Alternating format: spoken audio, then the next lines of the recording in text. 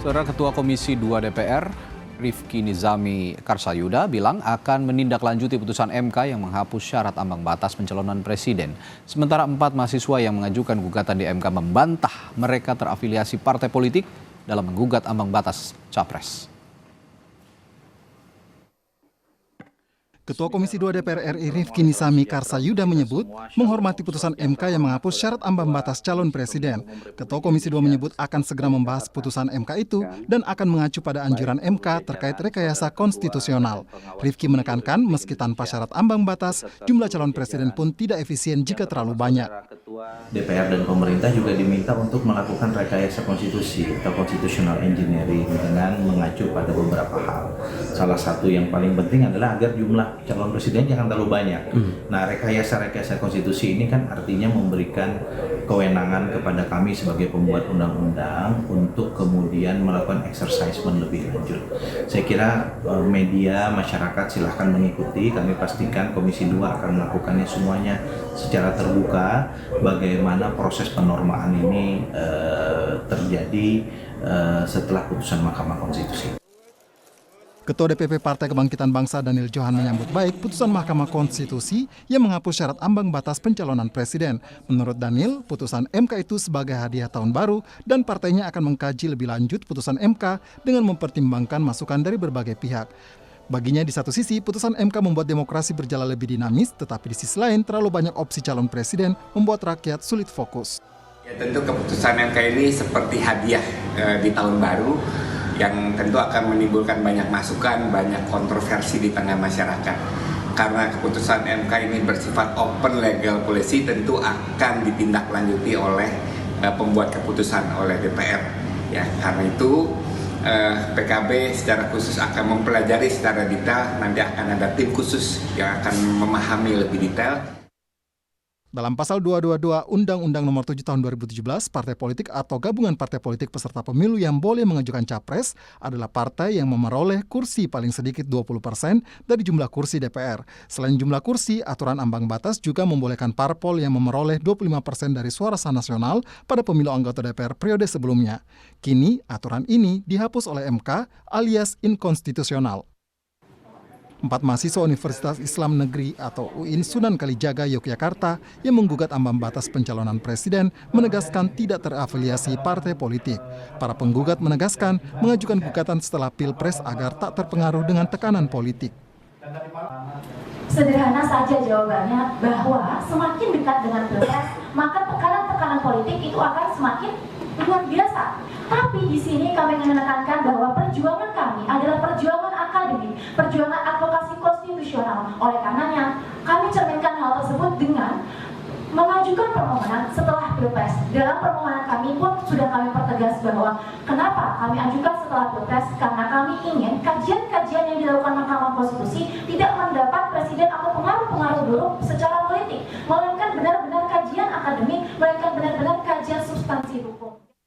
Mahkamah Konstitusi menghapus syarat ambang batas pencalonan presiden yang diatur dalam pasal 222 Undang-Undang Nomor 7 Tahun 2017. Menurut pertimbangan MK, persyaratan ambang batas calon presiden bertentangan dengan pasal 6A ayat 2 Undang-Undang Dasar 1945. Tim Liputan, Kompas TV. Lalu apakah dihapusnya syarat ambang batas capres akan membuat jumlah calon presiden semakin banyak dan bagaimana juga parpol meresponsnya? Kami bahas bersama politisi PD Perjuangan, Ciko Hakim, lalu juga ada Sekjen Partai Golkar Sarmuji dan juga Komisioner KPU periode 2017-2022 Ilham Saputra yang juga terakhir menjabat sebagai Ketua KPU 2021 ya hingga 2022. Selamat malam Bapak-Bapak. Malam. Malam. Saya ke Bung Ciko dulu nih. Bung Ciko, PDI Perjuangan gimana ngerespons soal putusan MK ini ambang batas presiden dihapus gitu dari aturan? Bagaimana nih Bung Ciko? Sebenarnya respons yang official atau yang resmi kami belum ada, tetapi pada prinsipnya bahwa ini adalah suatu hal yang sifatnya final and binding ya. Kalau kita bicara terkait dengan putusan MK. Jadi ini bukan masalah suka atau tidak suka, mau atau tidak mau, ya memang sudah harus kita patuhi warga negara Indonesia, apalagi insan politik dan partai politik. Nah, Tapi kita juga Oke. bisa melihat bahwa keputusan ini tidak akan berdiri sendiri, artinya akan banyak undang-undang lain yang terkait dengan undang-undang partai politik, tentunya yang pasti sudah undang-undang pemilunya, Ya. dan banyak lagi hal. Jadi di DPR tentunya harus betul-betul mencermati, sehingga juga kalau kita tahu bahwa setiap keputusan itu kan ada positif dan ada negatifnya. Nah, mungkin banyak positifnya juga terkait dengan dihapusnya ambang batas ini, tapi tentu ada negatifnya. Itu juga kenapa partai-partai politik dan fraksi-fraksi kemarin juga mencanangkan parliamentary threshold 20% kan juga dengan pertimbangan-pertimbangan yang matang. Tapi kembali lagi, itu semua harus dilihat, diukur, dan kemudian kita juga harus betul-betul bisa membentengi untuk tidak terjadinya chaos dalam pemilu. Artinya apa? Tadi kalau semua partai politik partai politiknya begitu banyak atau bisa diloloskan dengan begitu mudahnya, sehingga partai politik itu yang manapun itu bisa mencalonkan presiden sendiri. Ya, pada suatu hari nanti kan kita juga waspada juga Ya. kalau ada 200 partai politik Perihal- yang mencalonkan jadi 200. Ya. Nah, ini yang harus betul-betul dibentengi di Baik. DPR, bagaimana tadi rekayasa konstitusinya supaya Oke. tidak terjadi hal-hal yang tidak kita inginkan. Perihal banyak parpol yang bisa ikut pemilu itu satu hal karena ada parliamentary threshold. Itu kan bicara presidensial threshold sekarang. Nah, kalau perihal semua partai bisa mengusung capres dan akhirnya memunculkan calon-calon presiden yang begitu banyak, Anda melihatnya atau PDI Perjuangan melihatnya sebagai hal yang positif atau negatif sebenarnya? Ya, saya rasa tidak terlalu positif ya kalau begitu bebasnya siapapun bisa mencalonkan diri, dan pada suatu hari, saya rasa bukan pada pemilu 2029, tapi kan intinya diberikan ruang untuk itu gitu. Jadi pada suatu hari nanti kan bukan mustahil itu terjadi. Oke. Jadi kita juga harus mengingatkan pada masyarakat juga bahwa dalam konstitusi kita kan menganut sistem kepartaian kalau Oke. bicara soal politik. Artinya apa? Tempat partai politik itu adalah tempat untuk menggodok kader yang terkait dengan apa? Yang paling penting tentunya dengan ideologi negara ini. Oke. Yang kita juga harus tahu, dan saya rasa semua juga sadar bahwa partai-partai yang sudah berdiri lama, mempunyai rekam jejak, dan sudah bertahun-tahun misalnya, dan bisa dilihat garis perjuangannya selama ini, tentu bisa lebih yakin dengan kader-kader yang dimajukan ketimbang dengan mungkin partai baru yang kita nggak tahu sosoknya siapa, tapi dia ingin mencalonkan, tapi mungkin dia populer, kan punya popularitas yang tinggi, tapi kita belum pernah tahu terkait dengan ideologinya sendiri gitu. Nah, ini yang juga harus dibentengi oleh partai-partai politik yang ada sekarang. Oke, kalau PDI Perjuangan menganggapnya ini, sepertinya saya asumsikan ini satu hal yang tidak terlalu baik begitu ya kalau memang memunculkan terlalu banyak calon presiden. Kalau dari Golkar, Pak Sarmuji, dengan banyaknya calon presiden karena tidak adanya presidensial threshold nanti di 2029 sebagai suatu hal yang positif atau negatif dari Golkar? Halo. Ya, silakan Pak Sarmuji. Ya, pertama ini sebenarnya sesuatu yang mengejutkan ya, meskipun pada akhirnya keputusan MK bersifat final dan mengikat. Jadi kami menghormati keputusan Mahkamah Konstitusi ini. Menjadi sangat mengejutkan, kenapa? Karena MK sebenarnya sudah mengambil 27 keputusan pada objek gugatan yang sama, yaitu tentang presidensial threshold. Dan 27 keputusan itu semuanya menolak gugatan atas presidensial. MK selalu cara pandangnya sama dengan pembuat undang-undang, yaitu dimaksudkan agar presidensial bisa berjalan yang pemerintah bisa pemerintahan dengan prioritas yang baik. Yang kedua, MK juga selama ini bahwa itu Pak Sarmuji, mohon maaf, legal policy. sambungan komunikasi Anda kurang baik sepertinya. Suara Anda terputus-putus terdengar oleh kami. Pak Sarmuji? Ya, kita kasih kesempatan dulu untuk Pak Sarmuji untuk memperbaiki sambungan internetnya atau teleponnya. Saya akan ke Pak Ilham dulu nih. Pak Ilham, kalau ngelihat putusan MK kemarin, sepertinya ini bukan angin segar untuk partai-partai besar, tapi angin segar untuk partai-partai yang ya boleh dibilang partai perintis atau partai kecil. Nah, sebagai regulator, mantan regulator ya, KPU juga sebagai mantan wasit lah di pemilu. Bagaimana merespons putusan MK ini? Ya, saya kira MK memutuskannya ini sudah bukan hal baru sebetulnya ya. Ini bukan hal baru seperti kata Pak Sarmuji tadi, bahwa ini adalah gugatan atau permohonan kesekian dari masyarakat sipil dan juga bahkan dari beberapa partai politik ketika itu yang meminta agar kemudian presidensial threshold ini diadakan atau menjadi 0%. Nah, ini juga sebetulnya mengacu kepada konstelasi politik ketika dibentuknya Undang-Undang Nomor 7 Tahun 2017 tentang presidensial threshold. Ketika itu memang lumayan alot ya, dan juga ketika itu salah satu hal yang kemudian saya sebagai pribadi menyayangkan ketika itu ada presidensial threshold yang menggunakan pemilu pada pemilu sebelumnya, bukan pemilu yang sama dengan Pak tahun Ilham, pemilu di mana Pilpres dilaksanakan seperti ya, Pak Ilham, kita lanjutkan kembali perbincangan soal dihapusnya ambang batas pencalonan presiden atau presidensial threshold. Tadi saya tanya ke Pak Ilham dan Pak Ilham sudah menjelaskan beberapa hal. Silakan dilanjutkan Pak Ilham, apa yang sudah dibahas kita sebelumnya tadi? Ya, saya kira ini bukan hal baru yang kemudian kata Pak Sarmuji tadi bahwa MK sudah pernah kemudian menerima permohonan yang sama terhadap agar permohonan ditiadakannya presidensial threshold. Dan saya kira ini walaupun agak sedikit mengejutkan, saya kira ini angin segar bagi demokrasi di Indonesia. Saya kira mungkin saya agak berbeda dengan partai-partai besar yang diwakili oleh Pak Sarmuji dan Pak Ciko, karena memang sekali lagi prinsipnya adalah bukan kemudian nanti yang muncul akan banyak calon-calon presiden, tetapi prinsipnya adalah bagaimana partai politik ini bisa berpartisipasi mencalonkan presiden. Karena kalau terkait dengan itu, saya kira itu bisa diatur dalam peraturan perundang-undangan. Misalnya bagaimana kemudian nanti mekanisme koalisinya seperti apa, dan juga bahkan dalam putusannya MK juga menyatakan bahwa kita bisa mengatur tentang bagaimana rekayasa konstitusional misalnya saja. Nah, ini tentu penting jadikan patokan oleh DPR dan pemerintah untuk melakukan revisi undang-undang.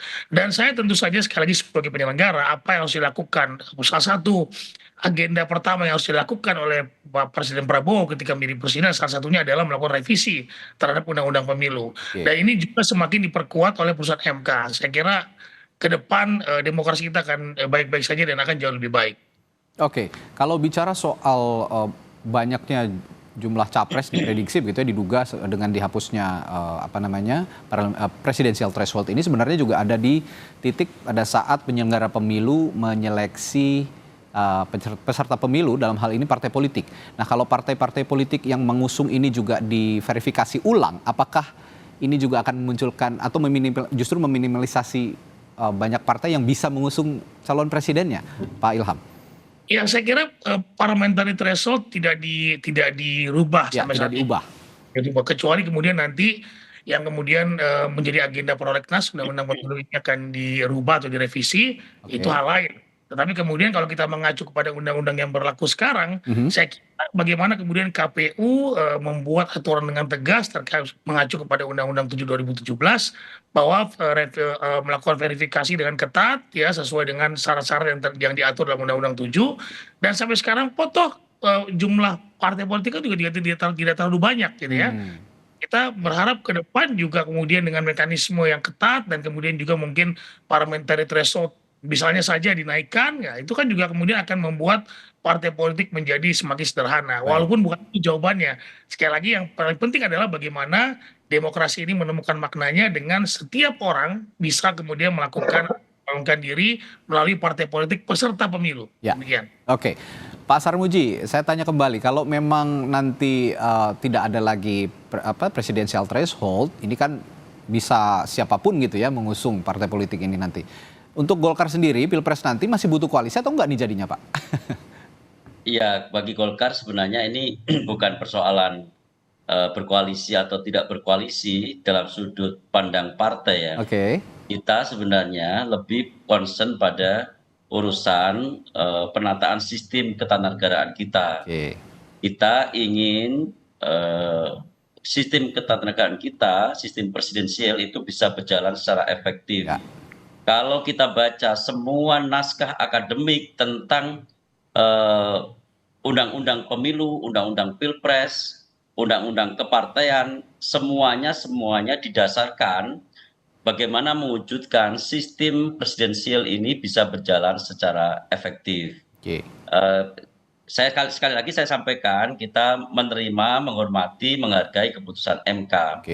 Tapi MK sendiri itu mereka merekomendasikan ada rekayasa konstitusional supaya partai-partai bisa berkoalisi dengan baik. Kan ini sebenarnya agak kontradiktif.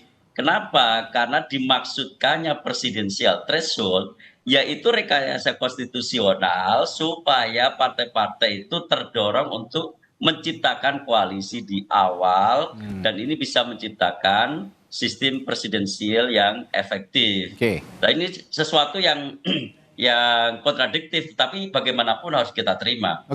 Artinya kita sekarang dalam posisi menerima keputusan MK sambil mencari formulasi baru di luar presidensial threshold yang bisa memberi insentif bagi partai untuk membangun koalisi sejak awal, dan itu tidak mudah sama sekali. Ini ada hal yang kontradiktif, tapi ya mau tidak mau ini karena sudah putusan final dan mengikat, final and binding, harus dijalankan begitu ya, mau tidak mau oleh semua peserta maupun penyelenggara pemilu. Nah, saya ke Bung Ciko. Bung Ciko, kalau tadi ada catatan sempat disinggung juga oleh Pak Sarmuji bahwa ada rekayasa konstitusional meskipun presidensial threshold sudah dihapus, ada catatan dari MK adalah rekayasa konstitusional. Anda bagaimana melihat rekayasa konstitusional ini bisa juga ikut memberikan sistem presidensial yang baik di negara ini, kalau kata Pak Sarmuji tadi, Pak Bung Ciko? Saya sepakat. Jadi pada prinsipnya kan gini, kita bukannya menolak atau kecewa berat atau hal-hal itu bukan, tetapi pada prinsipnya tadi yang saya sampaikan adalah kita menerima putusan ini, tapi tentunya kita setiap keputusan itu nggak mungkin selalu semuanya positif, pasti ada negatifnya. Nah, dan negatif-negatifnya ini apa yang akan menjadi potensi terjadinya hal-hal yang tidak baik justru bagi demokrasi kita, ya, termasuk liberalisasi pasar pencalonan misalnya yang tadi saya sampaikan, mungkin bukan di pemilihan yang berikutnya, tapi di pemilihan yang akan datang bukan tidak mungkin karena diperbolehkan, artinya nanti bisa lebih dari 10 calon misalnya. Apakah itu sehat? Apakah kemudian sudah tersortir dengan betul? Nah, ini yang sesungguhnya menjadi tugas partai politik ketika menindaklanjuti apa yang sudah diputuskan oleh MK untuk kemudian membuat benteng-benteng tadi supaya keputusan ini menjadi keputusan yang baik gitu hasilnya. Gitu. Ya, jadi artinya keputusan MK ini belum selesai begitu saja. Banyak undang-undang terkait yang harus juga disesuaikan dengan keputusan ini. Yang kemudian juga harus menjadi hal yang membuat keputusan ini akhirnya kita bisa mengatakan, nah inilah keputusan ini ternyata baik karena kita bisa mendapatkan calon-calon presiden yang cukup banyak tapi juga telah tersortir dalam hal-hal yang tadi saya sebutkan. Misalnya ideologi, rekam jejak, dan lain-lain. Jadi bukan asal nanti tiba-tiba ada satu partai politik punya ketua umum yang kemudian asal pingin mencalonkan diri sebagai calon presiden. Nah, ini mungkin bukan 5 tahun lagi, tapi bukan tidak mungkin karena kan diperbolehkan. Nah, ini kita harus kita sadari. Jadi tidak ada yang tidak mungkin selama itu sudah diperbolehkan oleh undang-undang. POV-nya atau point of view-nya adalah hari ini dari partai-partai besar seperti PD Perjuangan dan Golkar. Tapi belum tentu juga nanti kita akan, lain waktu juga kita akan tanyakan bagaimana pendapat partai-partai perintis atau partai-partai baru terkait putusan ini. Mungkin mereka malah menyambut sangat positif sebenarnya ya untuk kemajuan demokrasi mungkin. Saya tidak tahu. Nah, ini nanti tentu saja yang bisa memoderasi adalah pemerintah sendiri, penyelenggara pemilu yang juga nanti akan ditunjuk oleh pemerintah atau dipilih oleh pemerintah di periode selanjutnya untuk sama-sama bisa memoderasi bagaimana peraturan ini sebenarnya bisa memperbaiki sistem presidensial kita. Baik, terima kasih Bung Ciko Hakim, politisi PDI Perjuangan, lalu Sekjen Partai Golkar Pak Sarmuji, dan juga Pak Ilham Salputra sebagai mantan komisioner KPU. Sehat selalu Bapak-bapak, sampai jumpa lagi.